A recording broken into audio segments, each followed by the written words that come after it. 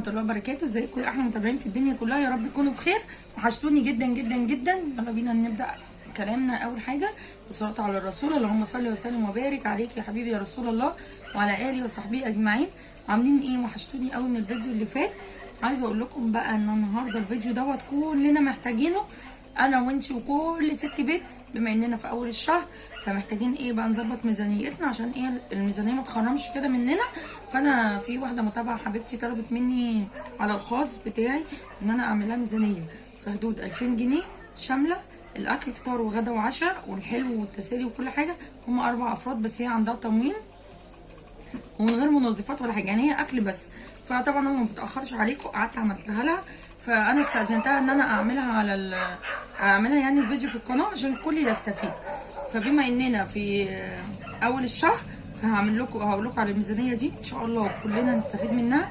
حلوه جدا وشامله كل حاجه. قبل ما اقول لك الميزانيه ايه وهتجيبي ايه وبكام وازاي، لو اول مره تشوفيني ما تنسيش تدوسي اشتراك وفعلي الجرس على الكل عشان يوصل لك كل جديد.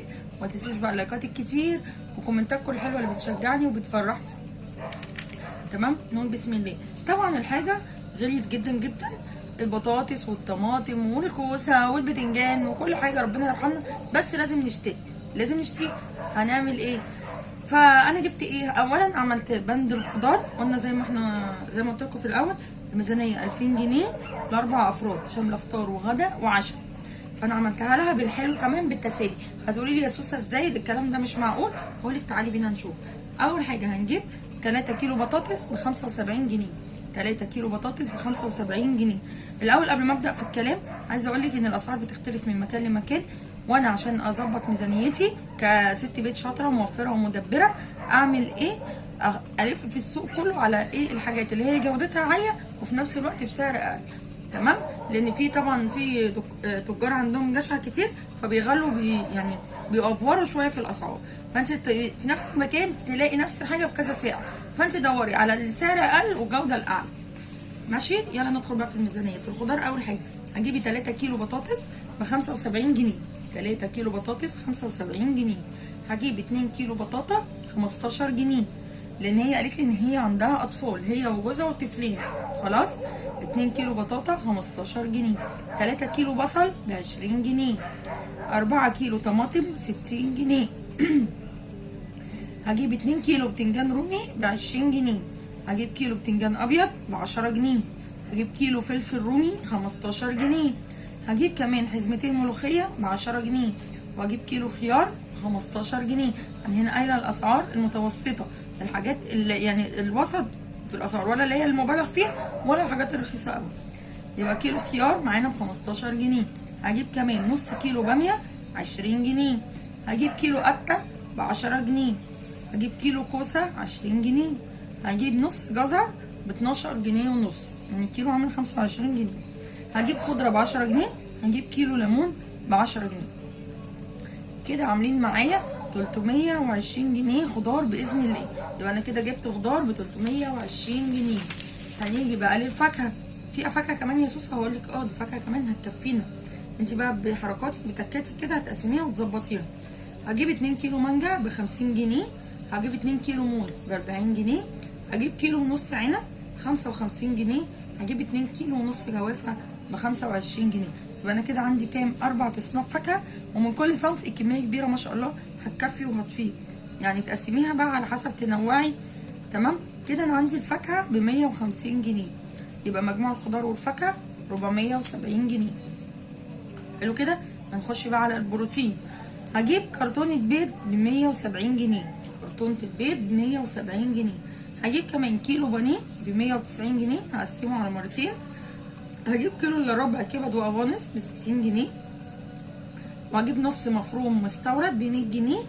واجيب 2 كيلو سمك وسط ب 160 جنيه. واجيب فرخه كبيره ب 200 جنيه وهقطعها.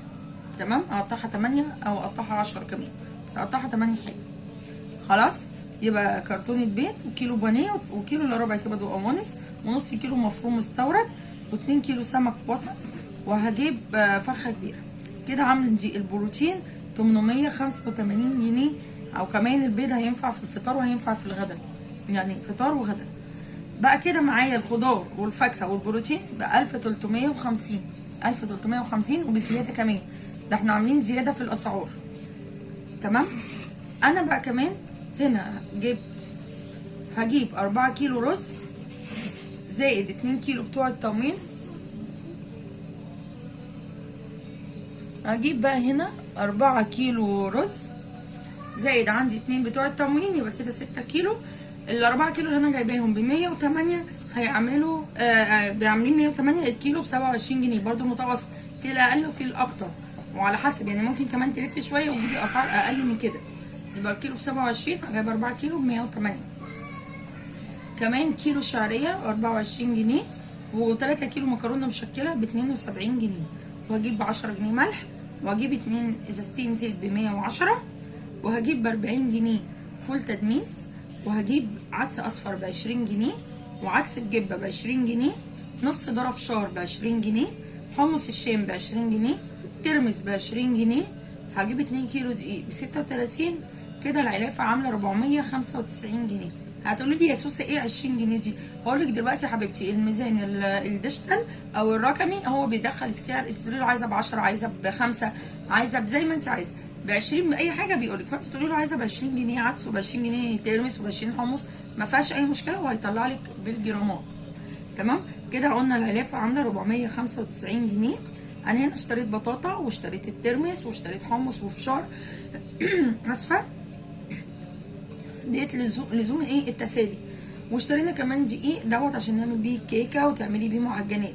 طبعا الميزانيه دي لمت الدنيا كلها من خضار وفاكهه ومعجنات وتسالي وبقاله بمبلغ ده في حد ذاته انجاز.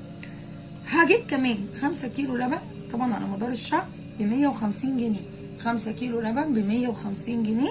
هجيب كيلو ونص جبنه قريش ب 120 جنيه. هجيب ب 20 جنيه لانشون او مربى او حلاوه براحتك على حسب اللي ولادك بيحبوه ب 270 جنيه. كده البقاله عامله معايا 270 جنيه. يبقى نقولها تاني، الخضار والفاكهه ب 470 جنيه، وعامله عندي البروتين ب 885 جنيه. يبقى الخضار والفاكهه والبروتين 1350، والعلافه عندي عامله 495 جنيه،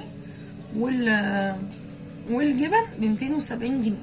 طبعا زي ما بقولك الميزانيه دي لمت الدنيا كلها، لمت الخضار والفاكهه والمعجنات والتسالي والبقاله. فبالمبلغ دوت حلو جدا، وان شاء الله ان شاء الله ربنا يبارك لكم في حياتكم، ويبارك لكم في كل قرش بيدخل لنا بالحلال، ويرزقنا جميعا بالحلال، اللهم امين يا رب العالمين.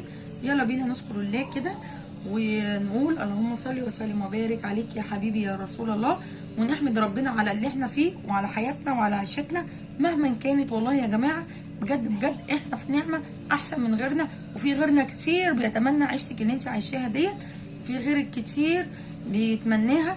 كفايه بس الباب المقفول علينا نبص كده لاخواتنا في فلسطين وفي سوريا وفي السودان، ربنا يا رب يا رب يرحمهم ويجبرهم وينصرهم، اللهم امين يا رب العالمين، ويعودوا لحياتهم سالمين غانمين ويرجعوا لحياتهم الطبيعيه. الحمد لله بجد احنا في نعمه كبيره، بنحمد ربنا على طول. الحمد لله الحمد لله كما ينبغي للحمد منتهي. احسن بقى كلام نختم بيه او كلامنا الحمد لله. وهستنوني بقى في فيديو جديد، وفيديو الجاي هعمل لكم وجبات الفطار والغدا من واقع المنيو دوت. بالنسبه للعشاء برده هيكون فيها وجبات خفيفه، وهنقول التسالي كمان عشان ما حدش يجي كده في الكومنتات يقول لي يا سوسه انت في الخيال الحاجات دي كلها مش بتعملش وجبات. لا هتعمل، واقول لكم على الوجبات كمان ان شاء الله. استنوني بقى في فيديو جديد، هتوحشوني جدا جدا، وما تنسوش اشتراك لو لسه ما اشتركتيش، ولايكات كتير عشان الفيديو يوصل لاكبر عدد من الناس، عشان كلنا محتاجينه في اول الشهر. هتوحشوني، استنوني في فيديو جديد. السلام عليكم ورحمه الله وبركاته.